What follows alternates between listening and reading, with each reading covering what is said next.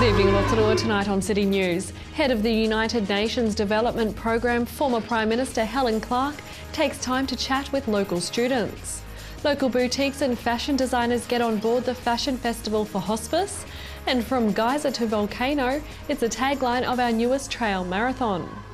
Head of the United Nations Development Programme, former Prime Minister Helen Clark, spent the evening with guests last night at the Civic Theatre.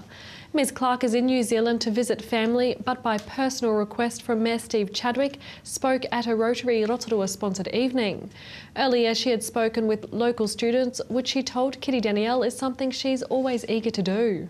I think it's great that young people are looking out to say what's happening in the world, how could I engage, could I make a difference, could I build a career working to support development, to support other people having the sort of opportunities that we have here in New Zealand. So always want to encourage young people who are motivated that way. My advice is always finish your education, and I think in this day and age that means going beyond the bachelor's degree. It means going to a master's degree, and to get into the sort of organisation I lead, you have to have that. But then it's a question of really being prepared to persist at what you want to do. Things don't always go smoothly in life. You will get setbacks and knockbacks, but if you really want something, in the end, you should be able to get it through sheer persistence and stamina. And we have an exclusive interview with Helen Clark later in the show. Rotorua Hospice will be the beneficiary of the upcoming Fashion Festival being held at the Novotel next month. Marketing Manager Jan Morgan says local boutiques and designers are on board, making the show a night to remember.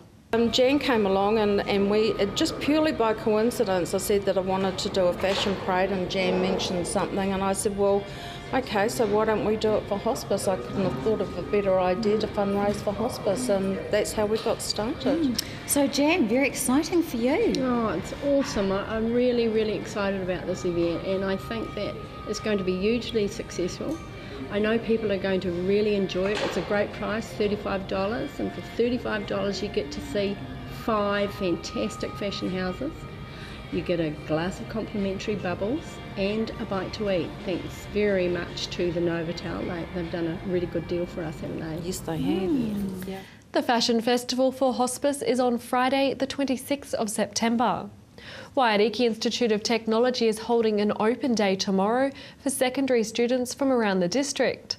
Around 300 students will have the chance to workshop and experience a taste of on-campus life. The open day kicks off at 9 a.m.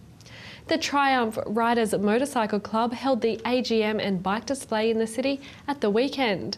Our camera went along to capture some of the classic bikes on display. This is an amazing display here, and there's been a lot of interest so far. Absolutely. So obviously, in fact, I saw a Wellington number plate. They're from all over, aren't they? They are, yes. Our president of the New Zealand Triumph Riders is actually from Christchurch, and he's just formed a new chapter down there. So that's really exciting. We've got stuff happening in the South Island now. Country. So we go far. We have members up in Whangarei.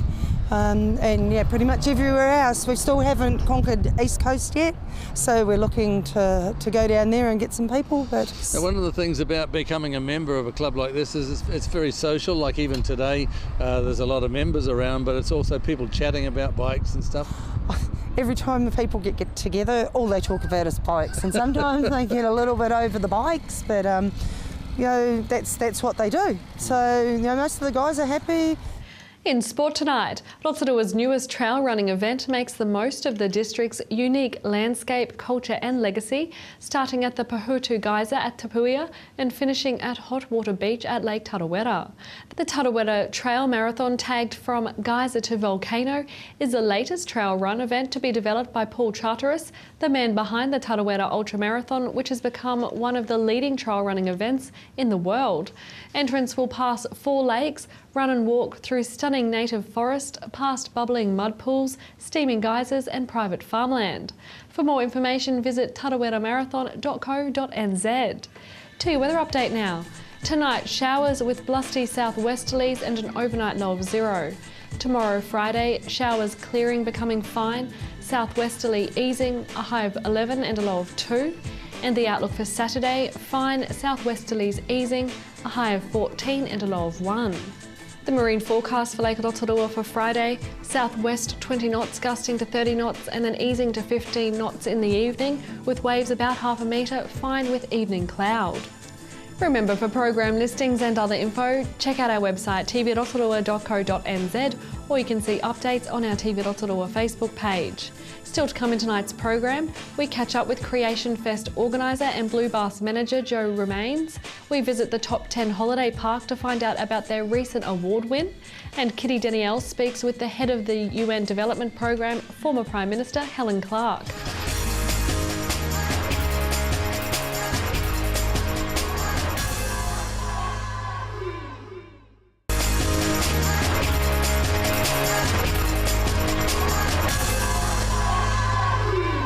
Well, recently, if you have been to the Creation Fest this season round, you'll know what a spectacular performance it is. I'm joined now by the Blue Baths manager, Joe Romains, who was in charge of Creation Fest, and we're going to have a little bit of a review and find out what's coming up next. First of all, the Creation Fest, how was it? Sure, Kitty. It was fabulous. Yeah, it was wonderful. A real buzz for all the people involved, and hopefully for our audience too. They seem to enjoy it. But yeah, lots of highlights. It was fantastic. Can you tell us about some of the highlights? Well, the standard of the creations, and by that I mean the film creations, the wearable creations, and the live performance pieces that were created. We had a troupe of, in the end, we had about 25 youth who were between the age of 6, I think was our youngest one, up to the age of 18. So a lot of young people that were 13, 14, 15-year-olds, and they performed. We had street theatre outside the building as people arrived, and there was musicians playing as people sat and waited for the show to start, and then there was the people, a troupe of 11 who were involved in the show itself, and some wonderful performances from them, so dancers, singers, musicians, lots of really clever kids, and they were mentored by our troupe of professional. We had 5 professional entertainers, artists, and they mentored the kids over several weeks leading up to the event. And who were the artists? The professional artists. Darlene Mohiki was leading them, so she's our resident musical and creative director. Caleb Jago Ward, who's done quite a lot of work for us over the last few years. He started when he was about 17 and now based in Melbourne, so Caleb came back, which is always a treat. Jess Sayer, who's a young New Zealand playwright. She's won the under 25 Playwright of the New Zealand Playwright of the Year 3 times in a row now. So she's a very clever writer and great with kids. Ian Harmon from Palmerston North, who has a background in costume design. He designed all the costumes, which was another highlight of the show, and performed. And also Jeremy Birchall, who was the choreographer and an Auckland-based dance teacher. So they performed and mentored. Well, you're going to have a very spectacular mentor next time round, aren't you? Can you tell us a little bit about that? Oh, that's right. So as part of the film festival next year, we've had an endorsement from Sir Peter Jackson. So he will lend his name so that we can use that when we're promoting the festival. And also he will be a judge, one of the judges as on the film panel. So real treat for that. How excited are you about that? Amazing. Yeah, it's just incredible that he's allowed us to do that, and it's given us great confidence moving forward, and it'll be just wonderful for our sponsors as well, and just a bit of a hook to be able to get media coverage and just more people buying into it. So it's a huge help, and we're very, very grateful to him for doing that. Absolutely. And I would imagine young people will be so excited by that, and even having the opportunity to see their work and go in front of them for judging. Any feedback from Peter Jackson, I would imagine, would be gold.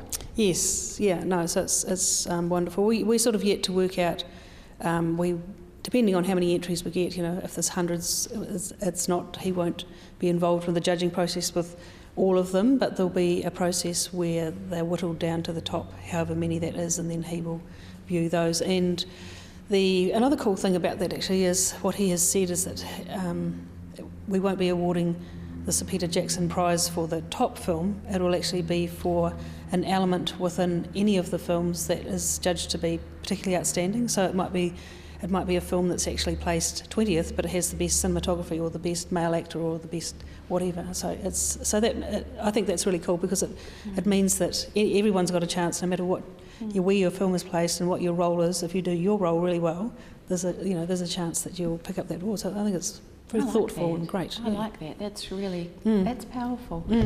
Now you've got the pantomime coming up next, don't you? What's that going to be all about? Yes, always something on the go at the Blue Baths. So our next production is Lady Lollipop and the Candyland Crusaders, which is an original musical theatre production, and that'll be on in the next lot of school holidays, so September, October. I think we're going to have about 12 performances. There'll also be drama classes, and people can also have the option of sort of buying a package, which is a drama class, the pantomime show, and a swim. So there's all sorts of different options. Great school holiday fun for people who are looking for something to do. That is. There aren't too many drama classes actually here in Rotorua. No, that's right, and that'll be run by the professional artists who are doing the pantomime. So again, Darlene, who anybody who follows her work, she's wonderful with kids, and so she'll be leading the charge again. And the drama classes will be really worth doing.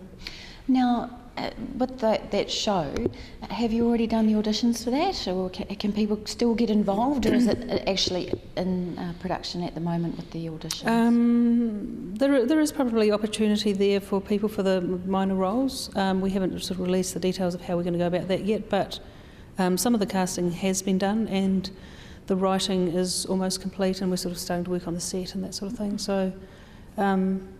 It's always great to hear from people if they want to be involved in some way. And how could they get in touch with you if they do want to get involved? Just the Blue Baths, phone 073502119 or bluebaths.co.nz. All right, and so what are some of the other things that you've got coming up leading towards summer? Well, we've got a Halloween party on October the 31st, first time we've done Halloween, but that's going to be a really cool event too. And then Christmas parties, of course, is always big for us. This year we're having a Tex-Mex sort of theme with a Latino band. And after that we will have our Comedy Cabaret, which is our summer show. That'll be Comedy Cabaret 2. Last year was the inaugural Comedy Cabaret. That'll be a lot of fun. Well, we look forward to coming back and having a bit of a chat about you closer to the time. Thank you so much. Thank you. Kia ora. Kia ora.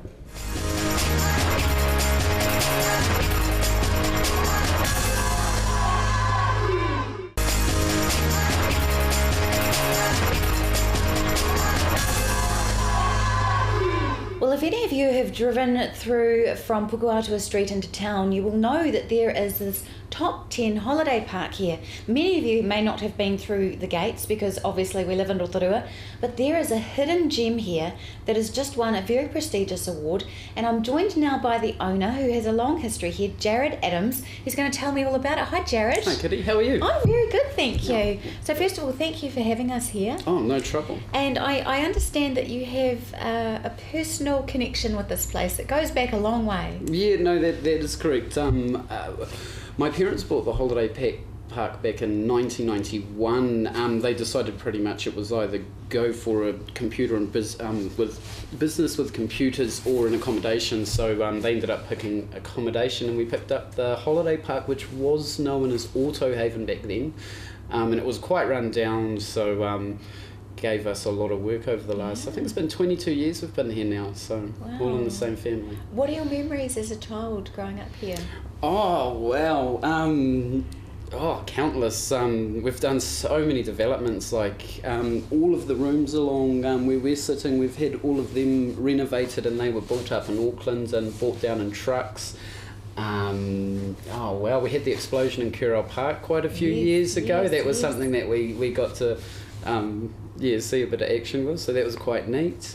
Did you run around here and play hide and seek in the rooms? And yeah, we've had because I had a brother, and obviously as we started going, we were up at the primary school, just Rotorua Primary, and we used to have some of the friends over, and we'd have the whole park to run around in, because obviously it was a bit quieter when we first bought the place, so we had quite a lot of space, and it was amazing. Oh, what a dream childhood. Oh, it was. Yeah, so I just recently went for a little bit of a stroll through, and I saw the most beautiful park. You know, it's just It's all really beautifully kept. There's spa, there's pool, there's all of these flash barbecue areas. Tell us a little bit about what's here. Okay, no trouble. So we have about 18 rooms at the moment. We're actually currently renovating some of our 2-bedroom park motel rooms for the family because we're trying to get more families coming through, especially New Zealanders.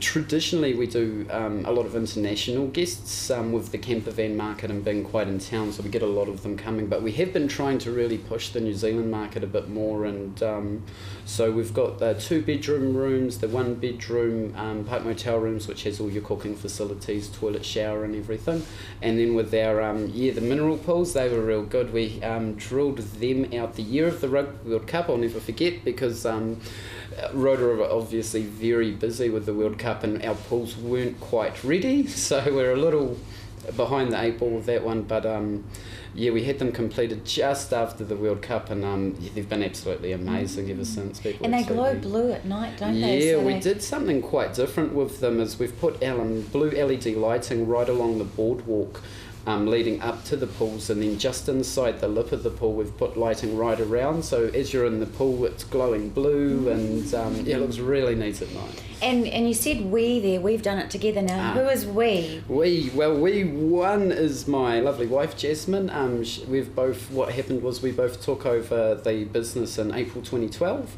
and we've been running it since then, and the other people involved would be my parents. They used to run the park, and me and my wife have kind of taken over the reins now. So. And there's a third generation there too, isn't there? Because you've got a couple of kiddies. Oh yeah, we do. We've got a 2 and a 4-year-old, Connor and Knox, and we're hoping they'll follow in the same footsteps and take over. They're both quite happy little boys. Well, so. I'd be happy if I had a whole park to play in, because you've got a children's park over there too, don't you? Yeah, we have the big children's playground, which is really popular, and we've actually put some of the powered sites around it, so when the families come in, the kids can be playing, they can sit outside, have a glass of wine, see the kids playing, and not have to worry too much. I also noticed that you've got a really good waste management system here, so you Love New Zealand is involved. Very big on the environment. We do a lot with the recycling. We actually are a gold accredited Qualmark for the Enviro. They do an environmental bit of the assessment, and we were the first gold rated holiday park in Rotorua. Wonderful. And I think we may be the only one in Rotorua still at the moment. That's fantastic. Something else that you're rated for is your web profile, so let's go to this award, because this is really neat. Yeah, the web profile, we're very lucky because my wife and I are quite young for running a holiday park. I'm only 29 and she's 26, so as the social media started to become quite a big thing for most businesses, we took off with it, and it's taken a while to figure what people want and what they'd like to see and don't want to see, but we now have over 11,000 people that follow our Facebook site. We're also on Instagram, on Twitter, and we try to do a lot with it because we enjoy to personally do it, to keep in touch with friends and family overseas.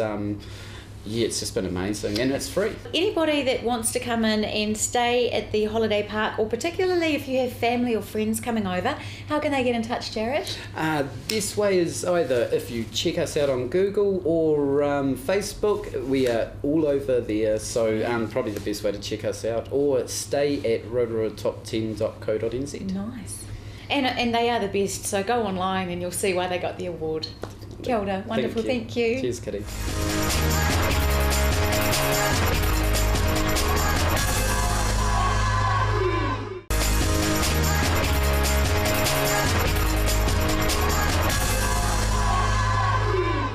Well, it's my great privilege now to be joined by our former Prime Minister, Helen Clark. She is now third from the top of the UN and has joined some students here in Rotorua at the Convention Centre tonight. It's my pleasure to be with you. Kia ora, Helen. Kia ora. Welcome home, first of all. How is it to be back in New Zealand? Always nice, although the weather could be a little warmer. Oh, we have to leave it a few more months and it'll be much better.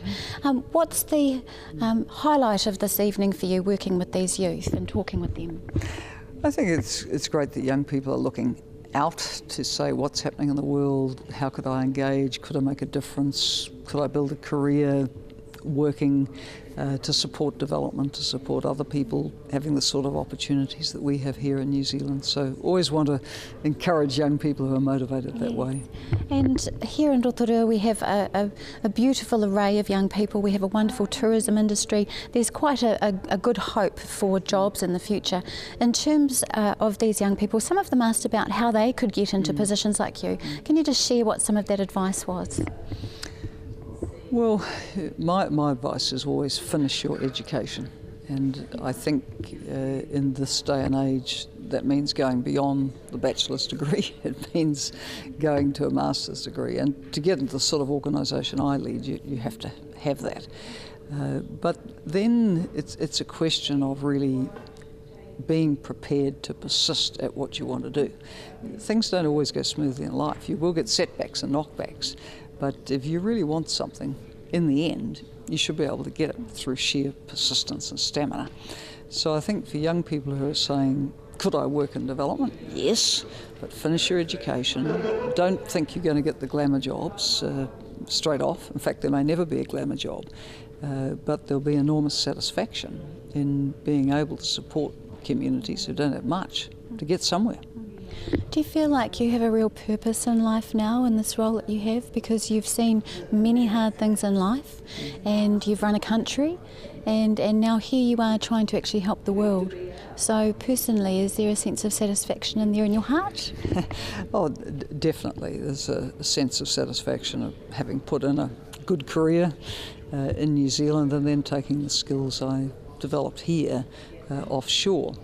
And for me, in my position, it's often about advocacy, about supporting countries, governments, leaders, to see that things could be done differently and better.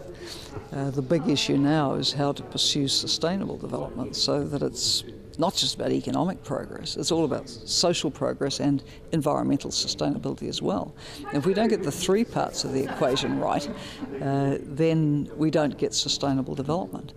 Development that comes at a price of poisoning your waters and your air, your oceans, destroying your forests. You know, this is not sustainable, and we can't keep living like that. So for developing countries, there are ways to develop and grow and support your people's living standards going up without wrecking the environment around you. Well, everyone in Rotorua will know that I've loved what you just said there. So you were speaking there with some youths who were particularly concerned about some of the things that are happening in the world, and it wasn't directly to them, it was a bit of a throwaway comment that, you know, you still have hope. I do. Can you tell us about that hope? Well, you know, things are pretty bleak for a lot of people right now, but in the end we have to hope that just as other communities and other countries have worked through their differences and come to live peacefully alongside each other, so will those in today's troubled countries. You think back to 5 years before I was born was the end of World War II, a bloody, terrible war, a war that saw genocide, destroyed communities, families. Now, the traditional enemies, Germany, France, United Kingdom and more, are in the European Union today.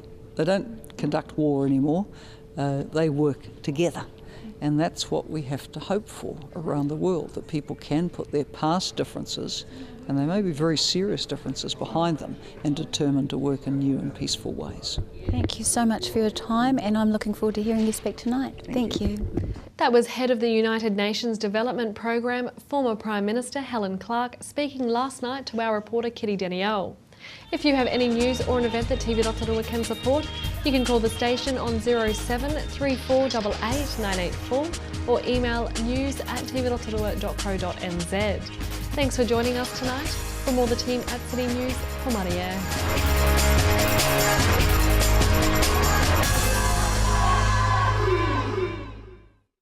Supporting local content so you can see more of New Zealand.